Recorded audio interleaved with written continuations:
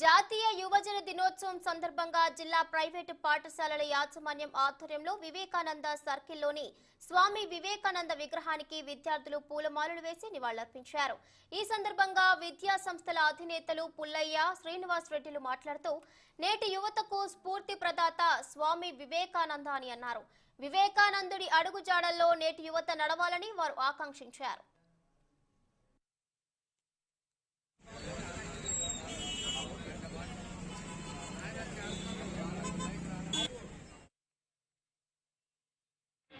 భారతదేశంలో ఉంది.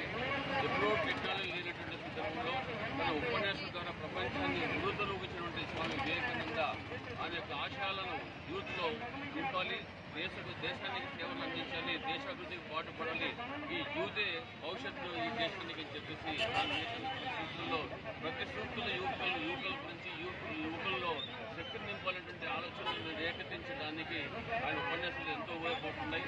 ఈరోజు ఆయన స్వామి వివేకానంద జయంతి సందర్భంగా ఇక్కడ చూస్తున్నాం. అందరూ కూడా చాలా మంది యువకులు ఇక్కడికి రావడం జరిగింది. వారందరూ కూడా ఉపన్యాసాలు వింటూ ఉన్నారు. వాళ్ళు కూడా దేశ భవిష్యత్తు కోసం, దేశాభివృద్ధి కోసం ఉన్నటువంటి టెక్నాలజీని ఉపయోగించి ప్రపంచంలో మన దేశానికి పేరు ప్రతిష్ఠ తీసుకొచ్చి ప్రపంచ పటంలో భారతదేశం అంటే గొప్ప దేశం నిరూపించేటువంటి శక్తి సామర్థ్యం యువతుల మీద ఉన్నాయి. కాబట్టి వారందరికీ కూడా స్వామి వివేకానంద ఆశీస్సులు లభించాలని చెప్పేసి కోరుకుంటూ